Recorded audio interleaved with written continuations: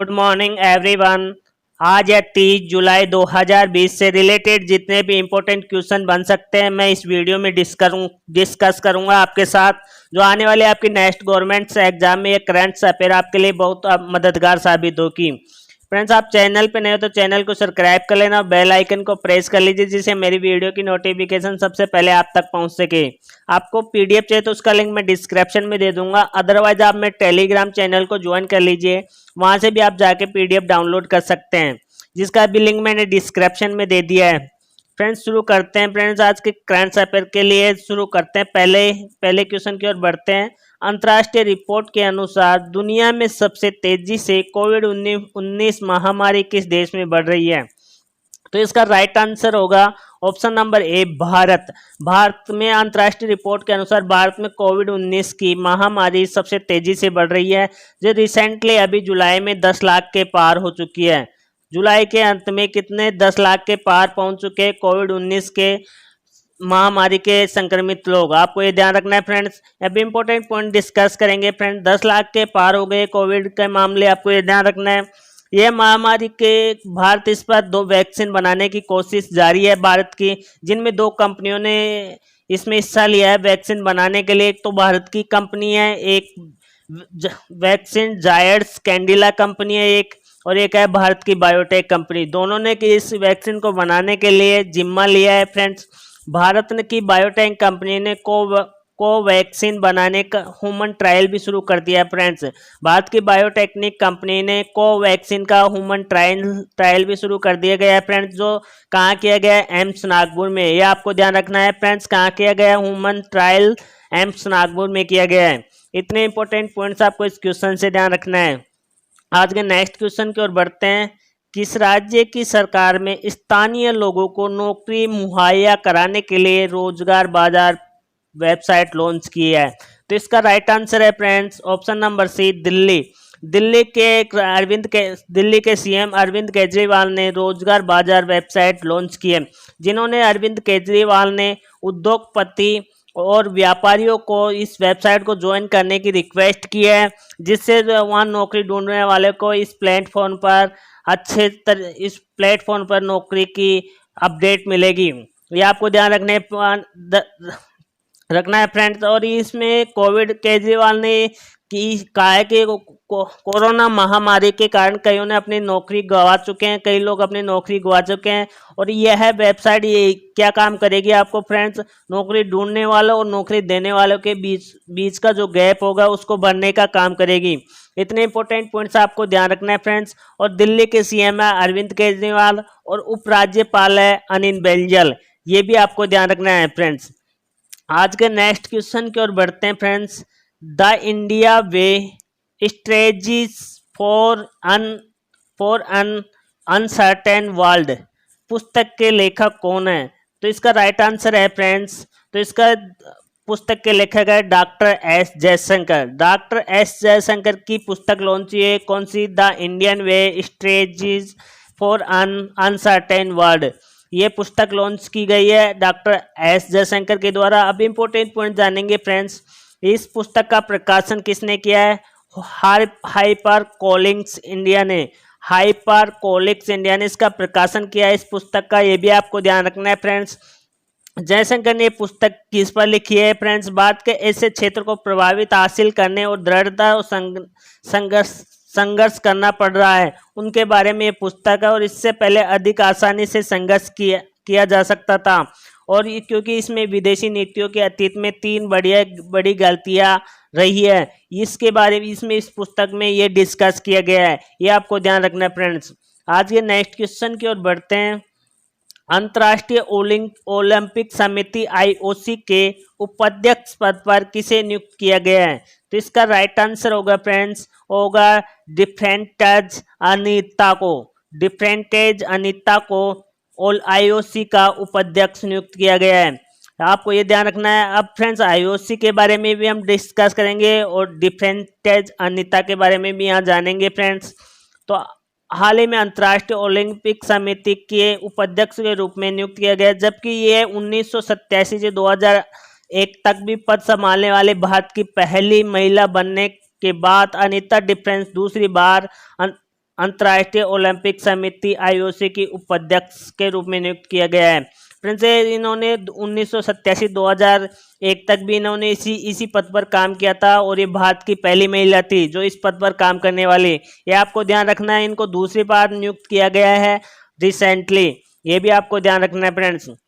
अंतर्राष्ट्रीय ओलंपिक समिति IOC के बारे में जानेंगे फ्रेंड्स। इसकी स्थापना होती 23 जून 1894 में। कब हुई थी? 23 जून 1894 में इसकी स्थापना हुई थी IOC की। IOC का मुख्यालय है लुसाने, स्विट्जरलैंड में। IOC का मुख्यालय लुसाने, स्विट्जरलैंड में और अध्यक्ष है थॉमस बाच। थॉमस बाच इसके अध्यक्ष है। इतने इंपॉर्टेंट पॉइंट्स आपको ध्यान रखना है फ्रेंड्स ये एक सभी पॉइंट्स अपने आप में एक क्वेश्चन है जो आने वाली नेक्स्ट गवर्नमेंट एग्जाम में पूछे जाएंगे डायरेक्टली। आज का नेक्स्ट क्वेश्चन की ओर बढ़ते हैं फ्रेंड्स। किस देश के रक्षा मंत्री जनरल सुबियाटो को औपचारिक गार्ड ऑफ ऑनर पुरस्कार से सम्मानित किया गया है? तो इसका राइट आंसर होगा फ्रेंड्स, होगा option number B, Indonesia. Indonesia के रक्षा मंत्री जनरल सुबियाटो को औपचारिक गार्ड और ऑनर से सम्मानित किया गया है। भारत के रक्षा मंत्री राजनाथ सिंह द्वारा ये सम्मान उनको दिया गया है फ्रेंड्स। नई दिल्ली के अंदर इसी गार्ड ऑफ ऑनर से सम्मानित किया गया है क्योंकि अभी रिसेंटली इंडोनेशिया के रक्षा मंत्री जनरल सुबियाटो 3 दिवसीय यात्रा पर भारत आए थे, जिसी के दौरान ये पुरस्कार से उन्हें सम्मानित किया गया है फ्रेंड्स। ये आपको ध्यान रखना है। अब इंडोनेशिया के बारे में जानेंगे फ्रेंड्स। इंडोनेशिया की राजधानी है कालीमंथन, जो रिसेंटली नई राजधानी है इनकी कालीमंथन, जो नई राजधानी बनी है, ये आपको ध्यान रखना है फ्रेंड्स। राष्ट्रपति है जोको विडोडो इनके राष्ट्रपति है इंडोनेशिया के, और इंडोनेशिया की मुद्रा है इंडोनेशियाई रुपया। इंडोनेशिया की मुद्रा है। इतने इंपॉर्टेंट पॉइंट्स आपको इस क्वेश्चन से ध्यान रखना है फ्रेंड्स। आज का नेक्स्ट क्वेश्चन की ओर बढ़ते हैं। विश्व हेपेटाइटिस दिवस कब मनाया गया? इसका राइट आंसर होगा फ्रेंड्स, ऑप्शन नंबर डी, 28 जुलाई को। 28 जुलाई को विश्व हेपेटाइटिस दिवस मनाया जाता है फ्रेंड्स। इसके बारे में जानेंगे, किस उद्देश्य से मनाया जाता है ये, वो भी जानेंगे फ्रेंड्स। विश्व हेपेटाइटिस दिवस पूरे विश्व में 28 जुलाई 2020 को मनाया गया था। इस दिवस को लोगों में इस बीमारी के रोकथाम, ऑपरेशन और उपचार के बारे में जागरूकता फैलाने के लिए मनाया गया था। हेपेटाइटिस के बारे में लोगों को जागरूकता करना के लिए यह दिवस मनाया गया। जबकि विश्व हेपेटाइटिस दिवस 2010 से मनाया जा रहा है। कब से मनाया जा रहा है फ्रेंड? 2010 से। ये पॉइंट आपको ध्यान रखना है। विश्व स्वास्थ्य संगठन द्वारा मनाया जा रहा है, WHO द्वारा, जिनमें इन्होंने 8 वैश्विक सार्वजनिक स्वास्थ्य अभियान चलाए थे। उनमें से ये हेपेटाइटिस एक है। ये आपको ध्यान रखना है फ्रेंड्स। 28 जुलाई को प्रोफेसर बारूक ब्लमबर्ग का जन्मदिन है। इसी दिन 28 जुलाई को प्रोफेसर बारूक ब्लमबर्ग का जन्मदिन है। उन्होंने हेपेटाइटिस बी वायरस की खोज की थी। आपको ये ध्यान रखना है फ्रेंड्स, हेपेटाइटिस बी की खोज की थी बारूक ब्लमबर्ग ने। ये आपको ध्यान रखना है। उन्हीं की खोज के लिए साल 1976 में उन्हें चिकित्सा में नोबेल पुरस्कार से सम्मानित किया गया था। ये भी आपको ध्यान रखना है फ्रेंड्स। और थीम क्या थी 2020 की? Hepatitis free future. 2020 की थीम आपको ध्यान रखनी है फ्रेंड्स, हेपेटाइटिस फ्री फ्यूचर। इतने इंपॉर्टेंट पॉइंट्स आपको इस क्वेश्चन से ध्यान रखना है फ्रेंड्स। मैं सभी क्वेश्चन डिटेल से कराता हूँ फ्रेंड्स। मैं कई यूट्यूब पे कई चैनल मिल जाएंगे जो आपको डायरेक्टली क्वेश्चन बताते थे, उनके एक एक इंपॉर्टेंट पॉइंट्स आपको से डिस्कस नहीं कर पाते हैं, जबकि मैं एक एक पॉइंट आपके साथ डिस्कस करूंगा। आप मेरे चैनल पे नए हो तो चैनल को सब्सक्राइब कर लेना फ्रेंड्स। आज का नेक्स्ट क्वेश्चन है, किस राज्य की सरकार में वन उत्पादक क्लस्टर लॉन्च करने की घोषणा की है? तो इसका राइट आंसर होगा फ्रेंड्स, होगा ऑप्शन नंबर ए, उड़ीसा की सरकार ने। उड़ीसा की सरकार ने वन उत्पादन क्लस्टर लॉन्च किया है, करने की घोषणा की है, जो जल्द ही ये लॉन्च करेगी। कौन? उड़ीसा की सरकार। अब उत्पादन क्लस्टर क्या है, इसके बारे में हम जानेंगे फ्रेंड्स। तो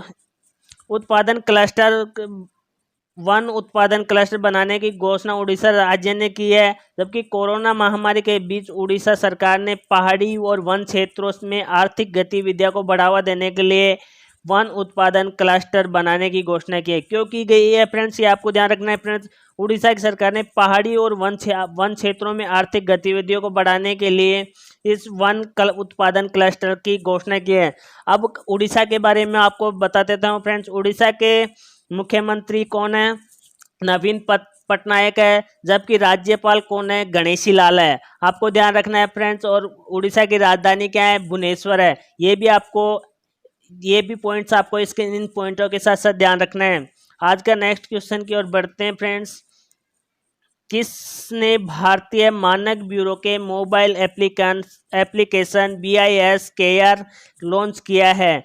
तो इसका राइट आंसर होगा फ्रेंड्स, वो होगा रामविलास पासवान। रामविलास पासवान ने भारतीय मानक ब्यूरो के mobile application BIS care launch किया है।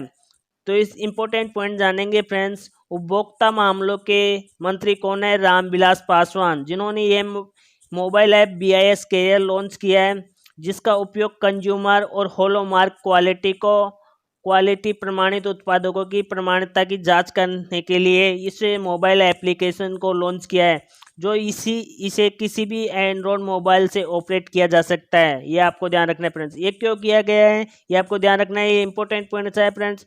कंज्यूमर और हॉलमार्क की प्रमाणित उत्पादकों की प्रमाणिकता की जांच करने के लिए ये रामविलास पासवान ने ये मोबाइल एप्लीकेशन लॉन्च किया है। ये इतने इंपॉर्टेंट पॉइंट्स आपको इस क्वेश्चन से ध्यान रखना है फ्रेंड्स। आज का नेक्स्ट क्वेश्चन है कि संस्था ने डेयर टू ड्रीम 2.0 प्रोग्राम की शुरुआत की है। तो इसका राइट आंसर होगा ऑप्शन नंबर ए, DRDO ने डेयर टू ड्रीम 2.0 प्रोग्राम की शुरुआत की थी।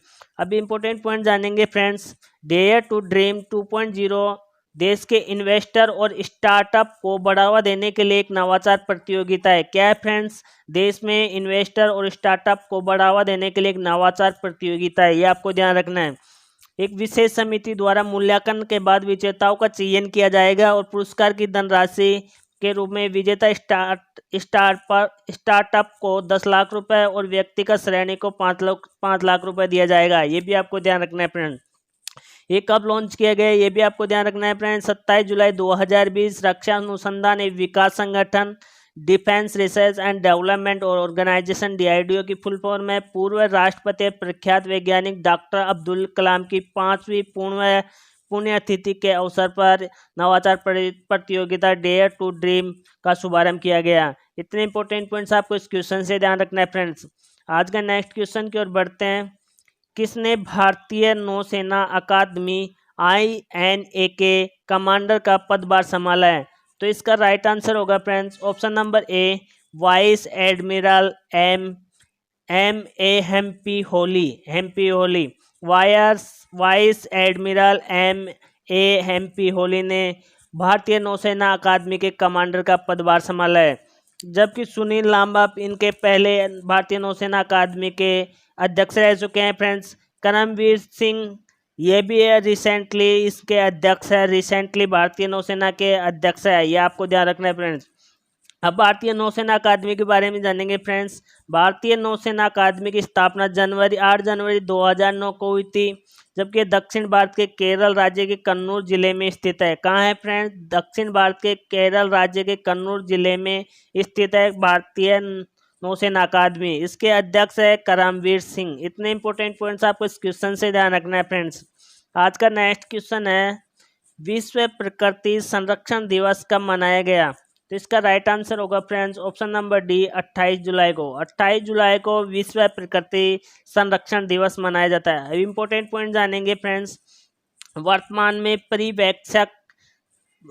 में परिवेक्षक में कई प्रजातियां व जीव जंतु एवं वनस्पति विलुप्त हो रहे हैं और विलुप्त होते जीव जंतु और वनस्पतियों की रक्षा के लिए विशेष प्रकृति संरक्षण दिवस पर संकल्प लेने ही इसका उद्देश्य है। अब फ्रेंड्स, वर्तमान में कई प्रजातियां जीव जंतुओं की विलुप्त हो रही है और वनस्पति विलुप्त हो रही है। उनकी रक्षा के लिए हमें संकल्प लेना चाहिए कि हमें इनकी रक्षा करनी है और प्रकृति को बढ़ावा देना है। इस उद्देश्य से यह विश्व प्रकृति दिवस मनाया जाता है। आपको ये ध्यान रखना है फ्रेंड्स। आज का अंतिम क्वेश्चन है, भारत ने किस देश को 10 ब्रॉड गेज डीजल इंजन सौंपे हैं? तो इसका राइट आंसर होगा ऑप्शन नंबर बी, बांग्लादेश को 10 ब्रॉड गेज डीजल इंजन सौंपे हैं भारत ने। इंपॉर्टेंट पॉइंट जानेंगे फ्रेंड्स। भारत ने बांग्लादेश को 10 ब्रॉड गेज डीजल इंजन सौंपे हैं, जो भारत के गोदे रेलवे स्टेशन से सभी इंजनों की रवानगी हुई है, और ये बांग्लादेश के दर्शना रेलवे स्टेशन पर इनकी रिसाव किया जाएगा। ये आपको ध्यान रखना है। इनकी खास बात क्या है फ्रेंड्स? ये 3300 हॉर्स पावर वाले WDM 3D लोको इंजन की उम्र 28 साल या उससे अधिक हो सकती है। यह आपको ध्यान रखना है फ्रेंड्स। अब बांग्लादेश के बारे में जानेंगे फ्रेंड्स। बांग्लादेश की राजधानी ढाका है। बांग्लादेश के प्रधानमंत्री है शेख हसीना, राष्ट्रपति है अब्दुल हमीद और मुद्रा है टका। इतने इंपॉर्टेंट पॉइंट्स आपको इस क्वेश्चन से ध्यान रखना है फ्रेंड्स।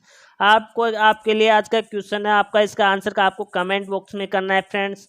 कि देश के पूर्व प्रधानमंत्री नजीब रज्जाक पर भ्रष्टाचार के 7 आरोप साबित हुए हैं? ये किस देश के पूर्व प्रधानमंत्री है? आपको कमेंट बॉक्स में करना है फ्रेंड्स। इसका आंसर आपको कमेंट बॉक्स में करना है। और ये मेरी वीडियो आपको पसंद आए तो लाइक और शेयर जरूर करना है friends. Thank you very much.